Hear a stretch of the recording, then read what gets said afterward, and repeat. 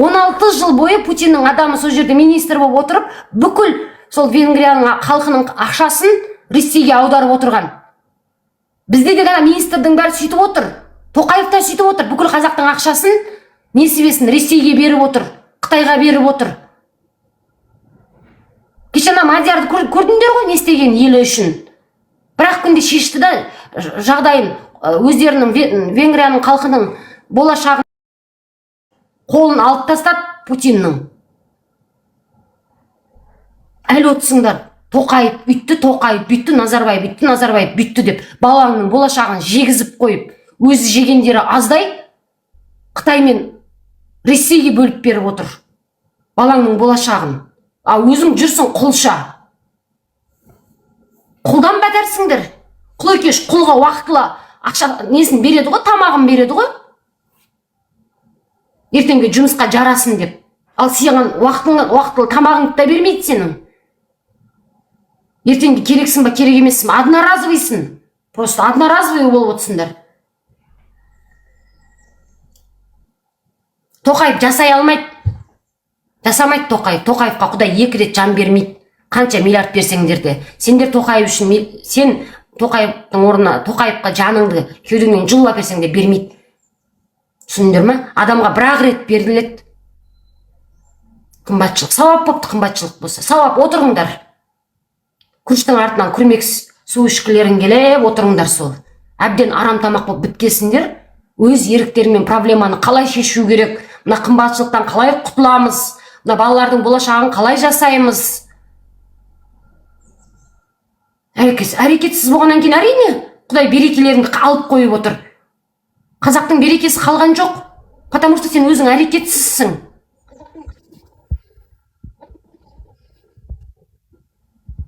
Құдай сақтасын, Құдайға шүкір дейді. Берекесі қалған жоқ қой еліміздің. Бар ма береке? Берекесіз өмір сүріп жатсыңдар, потому что сендер әрекетсізсіңдер, қазақтар. Блогерлер шулап жатыр дейді. Не деп шулап жатыр блогерлер? Түк көрмеген адамдар Құдайға шүкір деп үйде отыра береді. Түк көрмеген адамдар. Жан-жағына қараған адамдар біздің сұрақ қоя бастайды. Аллах тағала бізге бүкіл байлықты беріпті, бірақ біздің қалтамызда жоқ. Кім алып жатыр оны? Сөйтіп әрекет етеді, амал етеді, миды қосады, критикалық ойды қосады. Үйде отырып алып Құдайға шүкір демейді. Құдайдың алдына барғанда да жазаларыңды алатын болсыңдар осы шүкірліктерің үшін. Бұл шүкірлік емес, бұл күпірлік сендердікі. Дұрыс айтасың. Осы шүкірлік. Дұрыс айтасың. Шүкірлер осы мұсылманды жаратқан пендесіне зұлымдыққа және зұлымдық жасаушыларға қарсы күрес деген 35 жылдан бері жер анамызға да, өз анамызға да, қыз анамызға да, болашақ аналарымызға да зұлымдық жасалынып жатыр. Соны көріп, Алла сабыр берсін, жаннаттық болсын деп отырмыз да. Жер анамызды тасталқаны шығарып тастады. Соның барлығына бізді Құдай жазалайды. Бердім ғой, үйіп төгіп. Мүгедек емессің ғой. Бір жаңағы шектеуі бар адам емессің ғой. Еге болмайсың ба дейді ғой. Өздеріңді айтасыңдар ғой. Далбайып, саған бердім ғой. Қатындарыңа немесе байларыңа. Дұрыс па? Еге болсай, қолыңа берген дүниеге дейсіңдер ғой. Балаңа да, келініңе де. Еге болсай, берген дүниеңе дейсіңдер ғой. Ірітіп ағызбай. Ауылға келіп сөйлесек қызым дейді. Қатира, сен сөйлей бер ауылда, жарай ма? Сөйлей аласың ба? Сөйлей бер. Маған осы жақта жүріп сөйлеген ұнап тұр. Кайф. Жарай ма? 1,5 кило ақшаны таппай, сендердің алдарыңа шығып, азып тозып, үйпа шығып, тамырларым бәрі кедірейіп отырған кайф. Бірақ 1,5 миллион теңгені таппаймын да. 1,5 миллион теңге табатындай мүмкіндігім болып отса да, содан бас тартып, сендердің алдарыңда отырым, ойбай, қашан оянасыңдар, оянсаңдаршы деп. Ол тупой аргумент. Сен елге келіп айтты. Елге келсе, біреу қорғамайды. Үнсіз сол күйінде өлсеңіз де кеп топырақ салмайды бұлардың біреу. Ал сыртта жүріп сізде мүмкіндік бар елдің көзін ашуға. Бұл өте жақсы нәрсе. Елде жүргендерді қарық қылып жоқпыз ғой біз. Елімізде жүріп күресіп жүргендердің біреуін барып, мынау мен үшін бір сөз айтып еді, халықтың мүддесін қорғап еді деп біреуін бір нан апарып бердіңдер ме өзі? Ондай әңгіме жасамайсыңдар, өтірік аргументтерін көттеріңе тыңдашы. Не ғой, шариғат бұл ауылдан шықпаған апаларымның ақылы ауласынан аспайды. Ол бишаралар не көрді дейсің? Көршіменен отырып алып естің алдында. Азанда падаға сиырын шығарып салғанда өсек айтады, кешке пададан сиырын қабылдап алған кезде өсек айтады, ана пәленшенің келіні бұлай жасапты, пәленшенің байы жүргіштік жасапты, ашыналық жасапты. Одан басқа не көрді? Себебі ол ауылдан шыққан жоқ, ақылы ауласынан аспайды. Сол ауладағы өсек пен төсек болды. Басы жетсе мені біледі ғой, елге барса мені қамап тастайтын. Елде мен секілді қанша қара көзің түрмеде жатыр ғой. Сорлы өзің, Қатира, нағыз сорлының кейпінде отырған міне сендерсіңдер. Дұрыс өмірлерің жоқ, дұрыс пенсияларың жоқ, ана немереңнің дұрыс қоғамы жоқ. Дамитын, нағыз сорлы қазақ сен болып отырсың, Қатира. Ақылың аулаңнан аспайды. Ойлан, қалаулымды қарап отырсың. Қалаулымдағы жәлептердің тағдырына алаңдап, анау қойныңдағы немесе бесігіңдегі немереңнің тағдырына алаңдап отқан жоқсың. Қалаулымдағы жәлептердің тағдырын талқылап көршіңмен, солардың тағдырына алаңдап отырсыңдар. Не болар екен, байға тием екен, тимейм екен деп. Ана үйіңдегі өсіп атқан немереңнің болашағын ойлап отқан жоқсыңдар, тағдырына алаңдап отқан жоқсыңдар. Қайда баратыр мына заман? Ұлттық идеологиямыз қайда баратыр? Отбасылық құндылықтарымыз қайда баратыр? Мына жастар не көріп, не ішіп, не жеп өсіп жатыр деп ойланамай отырған нағыз сорлы сендерсіңдер. Қазақтың аналары ауылда отырып қалған ауыз сасықтар өңшең.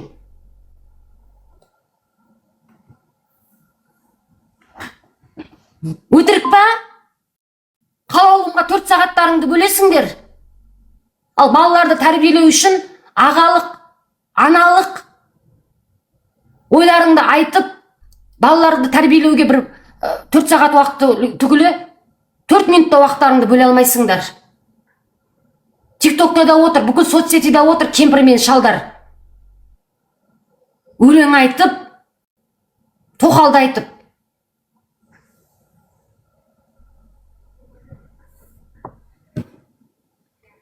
Неше түрлі апалар жүр ғой?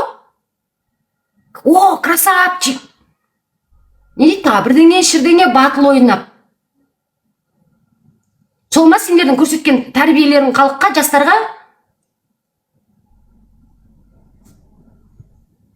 Өздері бір құл болып өмір сүрді, дәлші сол өмір нормально уже бұларға.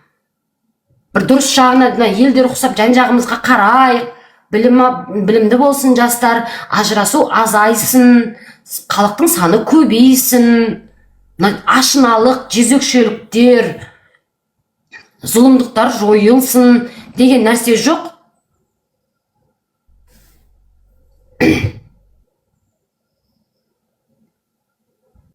Қақтағы жоқ, қалаулының жәлептерінің жағдайын ойлап отырасыңдар. Ана, сендердің балаларыңның болашағын жеп ұрлаған бай мен бағланның қатындарының өмірін аңсап, ауыздарыңнан суларын құрып отырасыңдар. Өздерің түкке лайықсызсыңдар. Ана жана Баян Есентаеваның үйін көріп, ауыздарыңнан жаңағы суларың ағып, даже ондайды армандауға да миларың жетпейді. Армандар орындалатын еді. Сендер мақсат қойып, дәл Баяндай өмір сүруге қай жерімге, дәл анау пәленшенің тоқалындай, министрдің, депутаттың қатынындай өмір сүруге неге мен өмір сүре алмаймын, қай жерімге мен олардан деп ойлануға да, мақсат қоюға да мүмкіндіктерің жоқ. Потому что өздеріңді лайық деп санамайсыңдар ондай өмірге.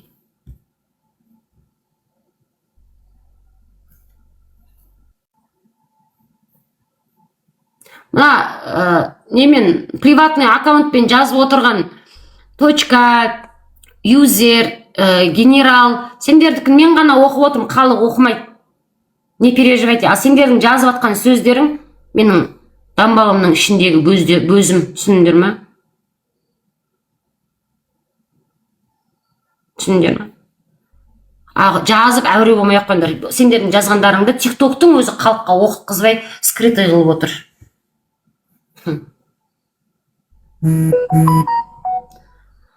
Аузың лас болды дейді. Сендердің өмірлерің лас, өмірлерің боп кеткен. Я. Жақсы өмір сүруге өздеріңді лайықтымыз деп ойламайсыңдар. Шетелдің құлы бляна тұты дейтін далбойып екен таза. Өзі Тоқаев пен Назарбаевтың құлы ма? Не только өзі жеті ұрпақтарын құл болып отыр ғой. 35 жылдан бойы құл болсын. Анаң да, әкең де, өзің де, сенің бала-шағаң Тоқаев пен Назарбаевтың құлысыңдар. Солардың жәлептерінің құлысыңдар. Солар үшін жұмыс жасап жүрсіңдер, білесіңдер ма? Төрт тоқалын. Айдалада жатқан Тоқаевтың айдаладағы жаңағы азаматтығы, Ресейдің азаматтығы бар баласының құлысыңдар. 39 жасар пәленбай бизнесті басқарып отыр. 39 жасар. Сендер отсыңдар маңырап. Сол өздігімен жетіп па? Сен құсап таксовать етті ма? Сен құсап мемлекетте біліммен жұмыс жасады ма? Атаңның басы. Сендердің дайын ақшаларыңа мынадай өмір сүріп отыр. Тоқаевтың баласының құлдары. Сендер таксовать етіп, құл болып, соны байтып отсыңдар. Мойындарыңа трубочканы тыққызып қойып. Ереке, сенің көпшілік оқи алмайды. Не только өздерің, балаларың да, әке-шешелерің де, қатындарың да құл болып өмір сүріп жатсыңдар. Өтірік па? Кедейсіңдер ғой. Кредиттен кредит. Айналайын несчастный балаңа шия дүркіретіп тойды жасап бере алмайсың ғой. Кредит алып жасап бересіңдер ғой. Дұрыс па? На то пошло, әке-шешеңнің жаназасында кредит алып шығарасыңдар ғой сендер. Үйлеріңде бар ма? Жинап қойған 2 миллион ақшаң бар ма? Вдруг қария атанаң өліп қалса, церемониясын өткізетін бар ма? Жоқ. Потому что құлсың. Құлдарда артық ақша болмайды.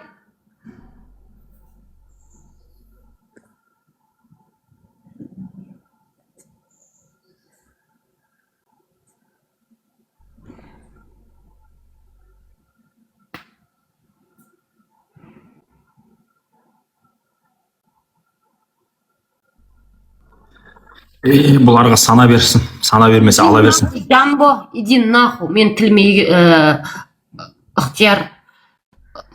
Иди нахуй, түсінім. Бұларға сана берсін, сана бермесе ала берсін. Мен сендердің анандай сөздеріңнен қорқпайды екем. Мен бір ғана Құдайдан қорқам. Құдай маған айтқан, маған бұйрық берген, зұлымдыққа және зұлымдық жасаушыларға қарсы күрес деген. Сонда ғана жәннатта орның болады деген. Сондықтан сендер секілді екі аяқты айуандардың сөзінен қорқпайды екем. Мыналардың барлығы ущербный дейді, ущербный жаңағы. Өз-өздерін не алмайды, қорғай алмайтын құлдық деңгейдің төменгі дәрежесі ущербный адамдар да. Бұларға сөз кетірудің өз шығынды. Әсема, халық оқып, біз сенен тоже қорқпаймыз. Қорқпай-ақ қой. Мен сені қорқытып отқан жоқпын ғой. Мен сендерге анау қылмыскер Тоқаев пен Назарбаев емеспін. Сендер солардан қорқасыңдар. Солардан қорқасыңдар.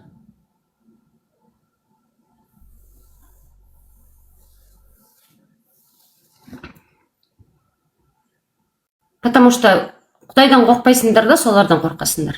Қорқақтар. Менен қорқпаңдар. Не үшін қорқасыңдар менен? Мен сендердің жаңағы балдарыңды ат деп айтпаймын. Мен ондай қылмыскер емеспін, ондай зұлым адам емеспін мен. Қорқпаңдар менен. Ескертусіз оға тоға бұйрық берген жоқпын дейсің. Зұлым, ескертусіз өз қазағына, өзінің қазағына оқ ататын Тоқаев секілді зұлым емеспін мен. Бос сөйлеме қызым-ау дейді Нұрсұлу. Бос сөйлейсің қызым-ау дейді. Нұрсұлу, сіз бос емес қып сөйлеңізші. Сөйлей аласыз ба? Нұрсұлу шықсын болсын. Сөйлеңізші. Жарайды, мен сізді тыңдайын. Жарайды, менің сөзім бос екен ғой. Тіркелмегесті ғой маған апасы. Нұрсұлу келіп бос емес, босаңыз сөйлеңізші. Қане бос бір салмағы бар сөз айтып, бір ақыл беріп маған айтшы. Салмақты бір нәрсе көрсетші маған. Келіңдер. өз Қазақстанында әсем сенің өзіңді атты. Сені даже мал құрлы көрген жоқ сені. Иә. Өз Қазақстанымда. Әрине Қазақстан ол дұрыс, Қазақстан жақсы. Қазақстандағы қылмыскерлер кінәлі. Біз айтып отырғанымыз сол қылмыскерлерді айтып отырып, Қазақстан жамандап отырған жоқпыз. Сендер қылмыскерлер мен Қазақстанды екеуін шатастырып алғансыңдар. Тоқаевтың көті сендерге Қазақстан қазіргі таңда. Сендер ойлап отырсыңдар, Қазақстанды жамандап отыр деп. Тоқаев пен Назарбаев жек көрген, ол Қазақстан жек көрген емес. Сендер кішкене саналарыңды қостыңдаршы, миларыңды қостыңдаршы. Мал емессіңдер ғой, датовой қол деген сайын датовой мал болып кетпесіңдерші. Сонда сендер қазақ елімізді біздің Тоқаев пенен Назарбаевтың қарныменен ана бір қарыс еті деп ойлайсыңдар ма не? Жамандаса? Өтірік па не? Елімді тонап отқан сол Тоқаев пен Назарбаев екенін, қазағымды қаңғытып жіберген Тоқаев пен Назарбаев екені өтірік па не? Айтыңдаршы. Құрып кетшей дейді. Кетсеңдер не алып отырсыңдар менің? Ұйыққан қаншықтар ұқсап менің эфирімді. Сендердің эфирларына барып сайрап отқан жоқпын. Бұл менің жеке меншік парақшам. Ұйыққан қаншық ұқсамай құрып кет бар Гүлеке. Өздерің ашыңдар эфир, сол жерде айтыңдар. Назарбаев жақтайсыңдар ма, Тоқаев мақтайсыңдар ма, өздерің істеңдер. Біреудің эфиріне келіп алып. Мен сендерге таңғаламын, өздерің сүмелеңдеп менің эфирімнен шықпайсыңдар да, еще маған кетші дейсің. Мен қайда кетем? Бұл менің эфирім, менің аккаунтым жеке меншік. Сен келіп отырсың сүмелеңдеп. Баратын жер болмағаннан кейін. Соны айтам. Значит, саған интересно менің эфирім. Сен қойындардағы неге келе бересіңдер? Қопырлап. Құнсыз құлдары өпті. Бақыт, сөйлеңіз. Мен не деп Қойдың дауысы шығып жатыр. Қойларыңыз қоздап жатыр ма? Иә. Төлдеп жатыр ма? 7 күнге дейін ана үкіметке тізім жасап, ана құлағына ені тағып қой, болмаса штраф аласың, Бақыт. Ой, өзі азғана ғой, ол Сақман. Азғана болса да біреу, сондай заң шықты ғой Бақыттаға, бір қойың төлдесе, список жасап құлағына сырға тағып, 7 күннің ішінде сырға тағып Тоқаевқа есеп бермесең, штраф төлейсің ертең. Иә, тартып алады содан кейін. Тартып алады. Аз қойыңды қамай алады содан кейін. 7 күннен асып кетпесін, 7 күннен асып кетсе болды, штраф аласың. Неге сен қойың жаңағы төлдегенін қоз тапқан Тоқаевқа есеп бермей тығып отырсың? Қылмыскерсің ғой? Балық жаусың. Итке де ма? Итке де, мысыққа да. Сәл күнде қатындарыңмен неше рет терлегендеріңе шейін есеп бересіңдер. Аптасына ма, айына ма? Бір түнде 2 рет, 3 рет терлеуге болмайды. Оған да есеп бересіңдер, штраф салады ертең. Бір күнде 1 рет дейсіз ғой. Иә. Кейін заман Қоя тұршы, қойыншық звондай бермей. Эфирден көріп отырсың ғой. Кейін заман болыпты, енді қайтсамыз енді. Біз енді кішкене жасымыз үлкен адам. Кешіріңіз, ұрыстым ба? Жоқ, аға, Бақтаға, әкем аттас екесіз ғой. Сондай заң бар. Қойыңыз, ешкіңіз төлдесе, малыңыз төлдесе, сіз 7 күнде Тоқаевқа есеп беруіңіз керек. Болмаса штраф төлейсіз. Ойбай. Шашып кет. Так, мен балам звондап жатыр, сөйлей беріңдерші, алмасам болмайды ау деймін, 4 рет звондап қойды. Астана, ассалаумалейкум. Алейкум ассалам. Қалайсың, қазақ? Алла деп өзің. Қазақ бидайт байқаймын, сен шетелдесің ау деймін, е? Аха, Австриядамын. Австралиядасың ба? Австрия емес. Австриядасың ба? Просто осы Қазақстанда жүргенде айтпаған нәрсені шетелге шығып айтып атсың ғой енді. Енді бауырым, Қазақстанда жүргенде айттық, қамалдық, бір қазақ кеп мен шындығымды айтты, мынау менің бауырым деп келген жоқ. Ал қазір Қазақстанда қанша бауырларымыз түрмеде жатыр. Біреуіңіз бардыңыз ба соған? Сен айтсаң... Қазақстанда жүріп қарас бауырым. Марат Жыланбаев бауыр ағаңыз бар. Сізге аға болатын шығар енді. Бардыңыз ба артынан? Білем ғой оны. Оны білем ғой бәрі. Ал енді неге маған претензия айтып отырсыз? жоқ, сен енді сен Қазақстанды айтпай сол шетелге шығып Қазақстанда жүргенде айттық қой, біз Қазақстанда жүріп айттық. тоқташы енді, айт, иә.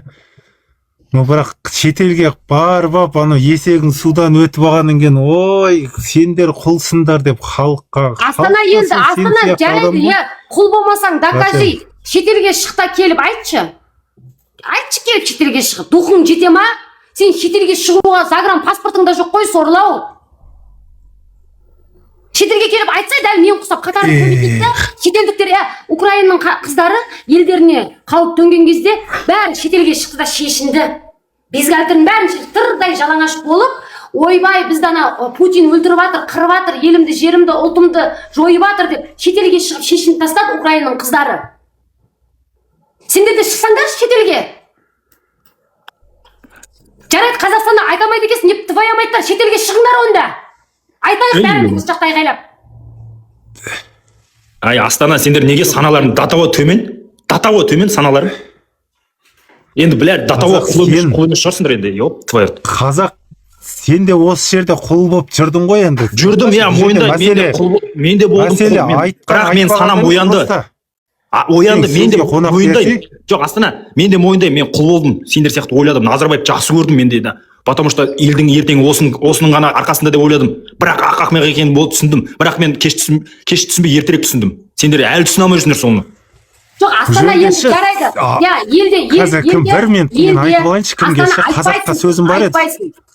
Айтпайсың. Қазағыңның сөзін қоя сал. Түсінің ба? Ата бабаңның айтқан әңгімесін айтпа. Потому что сен ол әңгімені айта алмайсың қазір. Сөзіңнің салмағы жоқ. Қатын менімен тақасып отырсың сен. Елде айтқандарды қамайтынын білесіңдер. Значит, бірақ қазақты сүйеп тұрсың. Айтқың кеп тұр, қазаққа жасалып жатқан зұлымдықты айтқың кеп тұр. Елде айтсаң, Әйгерім құсап, Марат құсап, Думан Мұхаммедкәрім құсап қамалып кетіп баратсың. Мен мына сүйіп тұрған махаббатымды, қазағымды қалай мына зұлымдықтан құтқарамын деді, қолыңа загран алды, шетелге шығып айтшы онда. Қолыңнан келе ма?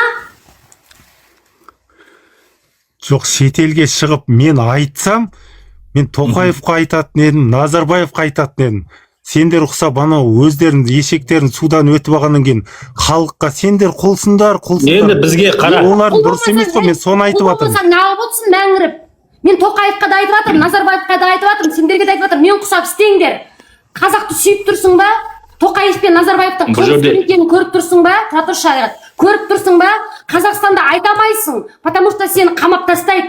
Көзің жетіп тұрмас 100%, значит сен қолыңа загран паспорт аласың да шетелге шығасың. 2 миллион теңге ақшаңды құртасың да шетелге шығасың да келіп айтасың осында. Қалай да болса да сен айтуың керек, қазақты сүйіп тұрсың өйткені. Келіп айт. Айткүл, мен саған сөзім жоқ. Мен саған ризамын да. Айткүл, сен перевод етпеші, бір сөз беріңдерші. Тоқташы. Сен бетіңді ашып, айтатынды айтып атсың ғой. Burada қазақ деген жігітті айтамын да, енді не сүйреті жоқ, не бетін ашуға духы да жетпейді, бірақ халыққа сендер құлсыңдар дейді да. Енді оның сен еркек болсаң, сен бетіңді ашып, сен де айтты, бірақ халыққа тиіспей, айтатынды Тоқаевқа айтқың керек. Біз Назарбаевқа да, Тоқаевқа да, халқыңа да айтып отырық. Бізге халықтың оянғаны керек. Назарбаевтың, Тоқаевтың похер ол екеуіне. Ол екеуін соттайтын боламыз көз тірісінде. Бізге халықты ояту керек, халықты біріктіру керек. Біз сол үшін көзін ашқымыз келіп жатыр. Сен отырып, сен мысалы үшін осыны айта алмағаннан кейін біреуге келіп, ондай претензия қоюдың қажеті жоқ. Неужели сен ойлайсың халық ұйықтап жатыр деп? Ұйықтап жатыр халық. Қаңтар оқиғасында халық шықпас еді ғой. Сен көрдің бе, сен өзің сол ояна алмай қорқақтап жүрсің да. Сен қашып кеттің ол жерден да. Халық енді қашатын жер жоқ, ол Қазақстанда тұрып жатыр. Қазір мен ояндым деп шықса, бәрін түрмеге жабады ғой. Астана қашатын жер бар ғой, шариғат қашты ғой. Загран паспорт алды да қашты. Қашыңда да дәл хотя шариғат құсап айтыңдаршы, басқа сөз жоқ сендерге. Қашатын жер бар, Европа. Жоқ, сен өзің қазақ, сен өзің айтып тұрсың. Қазақстанда айтса, Марат Жұмаба кім Жыланбаев құсап қамап тастайды, соттап тастайды дейсің да. Халыққа давай өзінің ешегін судан өтіп алып, давай қамалыңдар, сотталыңдар, өліңдер деп жатсың. Астана, мен қамал ұзатал өл деп жатқан жоқпын. Және аз мөлшерде Енді шықпау солай керек. болып тұр ғой. Енді біздің халықты мен көп мөлшерде шығуға шақырып жатырмын. Ал енді митингқа шақырған кезде халыққа қарсы оқ атса шақырған адам кінәлі емес, атқан адам кінәлі ғой. Митинг заңмен бекітілген, бізде рұқсат етілген, қазақ халқы митингке шығуға хақысы бар. Сен бұл жерде не үшін маған претензия предъявлять етесің? Сен не Тоқаевқа предъявлять етесің? Митингқа шыққан адамға нахуй оқ атасың деп. Митингқа шыққан адамға нахуй оқ атасың деп Тоқаевқа предъявлять етпейсің бе? Предъява жасағыш болсаң, ақылың асып тұрсың. Жоқ. Парақшанда бір сүйретің де жоқ. Еще анау атыңды да жазбақ, тығылып отырып, андай бір тығылып отырып сөйлеген. Сен батыр болсаң айтшы, жарайды, мен сені қолдаймын. Сен батыр болсаң айтшы, мықты болсаң. Бетіңді ашшы, ашпаймын, нахуй саған менің бетім керек саған. Саған нахуй менің бетім керек нахуй. Не оттап отсың? Далбайыпсың, қазақ просто жүрген, құлсың нахуй. Анау кім? Айткүл сияқты хотя бы достойно сөйлесе, мен уважаю да, блядь. Ой, сен Айткүлді де уважать етіп отырған жоқсың ба? Өтірік келіп мына жерде әңгімені бұрып отырсың нахуй. Мен Айткүлді, Дәурен, бәрі. Сен достым, қанша жылдан бері тыңдап жүрмін ғой мен. Шариғаттың бетін аштырып алып, КМБ-ға өткізіп, сондай ғой. деп отыр ма? Бір 30-40 мың теңге шығар бұның көздеп отырған. Жаныңа батып баратқаны сол ма? Шариғат туралы ойбай. Набала туралы фактыны тауып алып өткізіп жіберу ма? Тоқылдап қой, тоқылдап. Амандақтарым сол ма? Стукачтар. Неге қорқасың сен хотя бы шетелдесің? Мен қорықпаймын, мен ешкімнен қорықпаймын, Құдайдан басқа. А қазіргі таңда мен олай істемеймін. Аптана 01 ана проституткалардың да 1 сағаты 30 мың теңге. Түсіндіңдер ма? Құндарың проституткамен бірдей ма? Көшедегі жәлептер бар ма? Сайнаның бойындағы жәлептер. Құндары 1 сағатқа 30 мың теңге екен. 30 мың теңгеге болып мына жерге келіп өтірік мені қолдап, Дәуренді қолдап, ананың бетін ашқызғың келіп отыр ма? Даже тіркелмегесін да ғой сен? Сол ғой. Өтірік активист болып отырмын. Сорың құрып. Құндары 30 мың теңге, анан әркімнен қалған проституткаларда 30 мың теңге, сендердің де құндарың 30 мың теңге. Өзінің мысалы үшін аты жөнін жазып алып келсінші ал, мысалы үшін мықты болса, предъявасы болса. Ол бетін не үшін аша алмайтынын білесің ғой? Просто сен кайф та соны ашып, мына бала өйстіп сөйледі деп дәлел жинап барғың келіп тұр да. Сол ғой. Қазанға ет салам, қалқым қарным ашты. Ай, біздің қазақ оңбайды, біздің қазақ кезіндегі бабаларының артынан шакаль теткендердің тізімі ғой бұл. Ағы не? Қорқынышты емес, атқаны да шапқаны маған қиын, жаңағы оған ауылдың иттері, шакалдары үріп жатқаны деген. Сол әңгіме ғой. Иә. Сондай болып тұр ғой. Басқасы қамыр жекші біраз болып, бешбармақ жемегенім. 2 апта болды ма? Ай, Алла.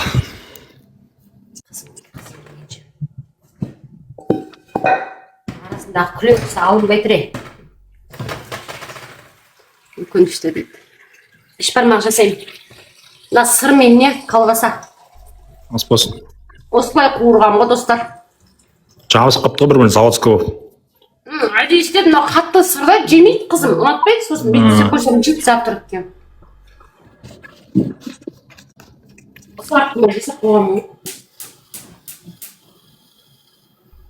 Қазақ халқы еркіндігі үшін біз ауыз бірлігіміз керек. Бір-бірімізді жаға жыртып, айыптай беретін болсақ, ештеңе өзгермейді. Біз аз болғаннан кейін бізден ешқандай нәтиже шықпайды. Содан кейін отырсың, айтасыңдар, ей бұлардан түк те келмейді. Сен халық болып біргейші, миллиондаған адам біріксінші. Сол кезде қазақтың мүддесі орындалады. Қазақтың тілі де орнына қонады. Бүкіл байлығы да қалтасына түседі. Шетелге кетпейді, жаңағы алаяқтардың алдан назарбаевтардың. Мен мыналарға таңғаламшы, Тоқаевтың 39 жастағы баласының қолында 39 жасар баласының қолында 47 бизнес бар екен Қазақстаннан. Табыс тауып отқан 47 бизнесі бар екен Тоқаевтың баласы. 39-да, прикиньте. Сорын құрғы, сенің 4 соттық жерің де жоқ қой. 47 бизнесі болмақ түгілі. Қатының да жоқ қой, бала шағаңнан да безіп, қашып, әліментіңді төлей алмай. Қашып, қасиеті жоқ, қадірі жоқ, құрметі жоқ. 300 мың қазақ болып жүрсіңдер, лоқтар. Балдарыңнан қарызсыңдар ғой. Не только банктен, балдарыңнан қарыз болып қашып жүрсіңдер ғой. 300 мың, 18 миллиард теңге балдарыңнан қарыз болып жүрсіңдер. Банкты қоя беріңдер, свет суды қоя беріңдер. Балдарыңнан қарызсыңдар ғой. Шаруаларың біткен, еще еркекпін дейсіңдер ма? Фуй.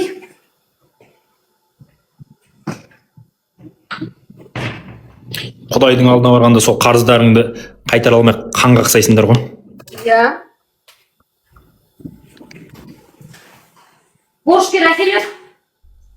Айтыңдаршы. Балдарыңнан қарызсыңдар, балдарыңнан. Не только Тоқаевтан, не только банктен, не только свет, су, газдан, балдарыңнан қарызсыңдар. Это потолок уже. Өлгендеріңде қарызы бар ма дегенде балдарын шықса айтесіңдер, я қарызы бар алименттен пәлен миллион теңге деп. Табыттарыңды да жібермейді көзде.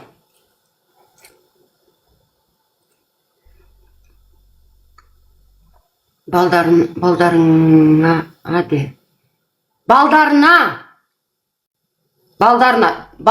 деп бір адамға айтпаймын мен, потому что 300 мың борышкер әке бар екен, Эльмира. Балдарынан қарыз бар, қарызы бар, әке бар, 300 мың. Үкіметтің қарызын қоя беріңдер, көттеріне шыққан балдарынан қарызсыңдар ғой.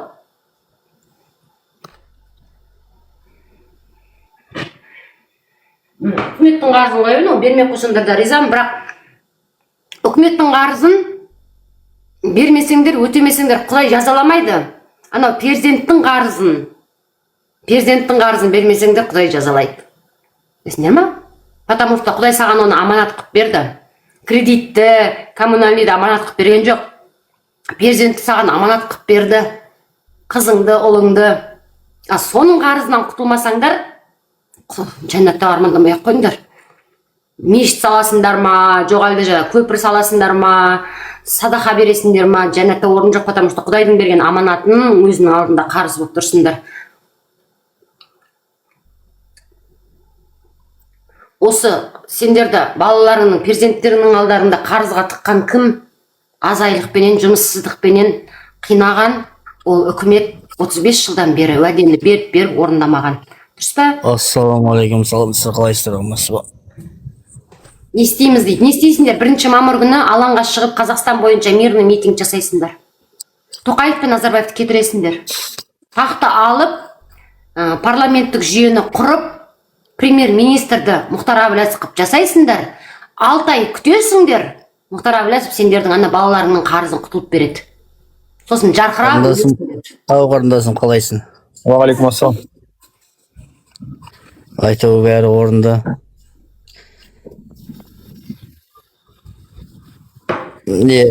Астындағы жігіт қаяқтасың, Қазақстандасың ба, шетелдесің ба? Шетелдем. Екеуің де шетелдесіңдер, ә? Үкіметтен қорықпайсыңдар ғой? Жоқ. Не үшін үкіметтен? Олар кім қорқытатын? Құдай ма? Жоқ, мен байқайын да соңғы уақыттары тиктокта отырып алады да, бір шілтеде отырып алады да. Үкімет қара, бауырым, үкімет сен тоқташы Нұржан. Үкімет ол бізге қызметкер. Үкімет бізден жоғары емес, халықтан жоғары емес, үкімет халыққа қызметкер. Сендердің айтуларың бәрі дұрыс. Мен қоштаймын бәрін. Енді елді айт дейсің ғой, Қазақстанда жүріп айт дейсің ғой, иә? Жоқ, келің десе Қазақстанға келің. Келсем сен алдынан күтіп аласың ба? Күтіп аламын. Күтіп аласың ба? Күтіп аламын. Достойын күтіп аласың ба? Иә. Қанша адаммен күтіп аласың? Не аласың, қанша адам күтіп? Жоқ, миллиондап күтіп аласыңдар ма? Миллиондап шығыңдар алдымыздан, иә? И содан кейін Ақордаға барайық. Сендер байқайын, бірақ айтып атқандарыңды бәрі орынды да, бірақ тиктокта отырып аласыңдар да, ар жағынан. Ал жарайды, жоқ. Қазақстанда ертең мирный митингке шығайын деп жатыр. Өздерінің жағдайлары үшін, өздерінің өмірлері үшін қазақтар шығайын деп жатыр. Біз екеуміз қатыспайық, біздің әлеуметтік жағдайымыз біз қатыспайық қояқ, өздерің шешіңдерші. Бар. Ол Қазақстан. Кредиттен шаршаған, қымбатшылықтан шаршаған, қысымнан шаршаған қазақтар көшеге шығайын деп жатыр. Солардың несі, проблемасы, сол проблеманы шешеміз деп жиналып жатыр. Барып солармен шығасың ба? Менің проблемам емес, мен кредитім жоқ. Мен қымбатшылықтан шаршап жатқан жоқпын. Потому что мен мына жақта көп ақша тауып жатырмын. Кредиті бар, 100 000 теңге айлық алып, құлша өмір сүріп, басында баспанасы жоқ қаңғып жүрген қазақтар 1 мамыр күні алаңға шығайын деп отыр. Проблеманы шешейік деп. Мен сіздердікі дұрыс емес деп жатқан жоқпын, дұрыс, бәрі айту орынды да. Ал енді Нұржан, жарайды, Қазақстан шетелде жүрген қазақтарға керек па? Керек емес па? Сіздер айтып жатқасын айтып жатқаным ғой. Жоқ, керек па, керек емес па? Шетелде жүрген қазаққа Қазақстан керек па? Енді бәріне ел үшін керек қой енді. Әлбетте керек. Енді не үшін айтпауымыз керек сонда? Жоқ, енді сен TikTokта отырып айтпасай келсең. Нұржан, саған Қазақстан керек екен да, бірақ мен шетелден барып саған істеп беруім керек пе екен? Тоқаевтың ажалын, қолынан жасайтын ажалына өзім баруым керек пе? Неге Маратпен барып күреспедіңдер? Неге Әйгеріммен? Неге Думанмен? Неге Арон Атабекті өлтірттіңдер? Дулат Ағаділді өлтірттіңдер мысал үшін? Келіп істек. Ертең келіп келеміз. Сол кезде аяғымызға оратылмаңдар. Біз міндетті түрде келеміз елге. Сол кезде ақылды болып шықпаңдар алдымыздан. Түсіндіңдер ма?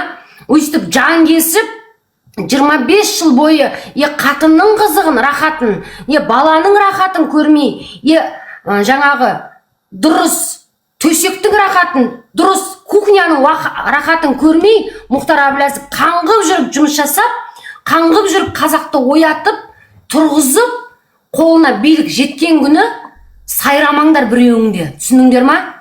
Потому что ол 25 жылдан бері күресіп жатыр. Осы Назарбаев пен Тоқаевтың, Путиннің қылмыскерлердің саясатына қарсы. Түсіндіңдер ма? Сол жеңет, міндетті түрде жеңет. Ол бірінші Құдайдың қалауы, потому что Құдай бүкіл әлемдегі, бүкіл жер бетіндегі зұлымдарды шетінен жойып жатыр. Сол кезде келген кезде сайрамаңдар біреуіңдер. Қалай Тоқаев пен Назарбаевтың көтін жалайсыңдар, дәл солай Мұхтар Әблязовтың көтін жалайсыңдар. Түсіндіңдер ма? Жоқ, ол кезде бұлар жалатудың қажеті жоқ, бұлар сразу жалағандар үшін жазасын алу керек. Назарбаев пен Тоқаев пен до конца тұрып көтін жалап тұрып жазаларын беру керек бұларды. Жоқ, туалетный бумагамен неғылмай осыларға жалатып сүрткізе береміз. Нормально. Үйреніп қалған ғой жалап.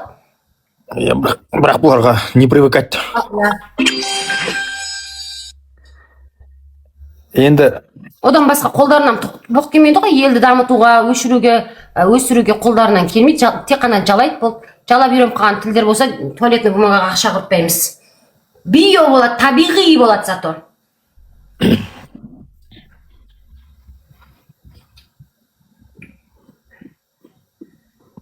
Әблязов ұры дейді Марат.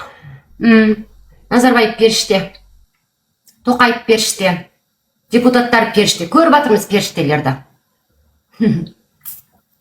Сендердің несчастный блогерлеріңді ұры ғой, мектепте отырған директорлеріңде ұры, ауылда отырыс қойған әкімдеріңде ұры ғой, сорлау. Мынау президент, мысалы үшін патша деп өзін санап, халқын құл санау, ол проблема емес екен. Сонымен келіскен халық проблема екен негізінде. Мен құлмын деп өзін мойындаған халық проблема екен негізі. Бүгінгі біздің күресіп жатқан сол тупойларды, ойларын өзгертуге біз сонша энергия жұмсаймыз, сонша ақыл айтамыз, сонда да ұқпайды бар. Өйткені бұлар сіндіріп алған саналарына құл екендерін. Ал Тоқаев пен Назарбаев проблема емес біз үшін. Осылар проблема. Бізде бәрі ұры ғой, бізде ұрымыз дейді. Әрине ұрысыңда жастардың жарқын болашағын ұрлатуға үлесіп қосып отқан өздеріңде ұрысыңдар. Дұрыс па? Көріп отырсыңдар ма? Көріп отырса, бір ұрлықты, қылмысты көріп отырып, сол қылмысқа көз жұмғандар не дейді андай? Сообщник болады дейсіңдер ма? Сендер сообщниксіңдер. Назарбаев пен Тоқаевтың, әкімдердің, депутаттардың, министрлердің ұрлығын көріп отырып, соған үнсіз отырып, келісіп отырсыңдар ма? Значит, сендер сообщниксіңдер. Сендер де ұрысыңдар жастардың алдында. Жастардың жарқын болашағын ұрлап жатыр, тонап жатыр, үндемей отырсыңдар. Сообщниксіңдер. Біз көрген зұлымдығымызды айтып отырмыз. Бізді кінәламаңдар жастар. Оппозициядағы жүргендер, сөйлеп жүрген белсенділер.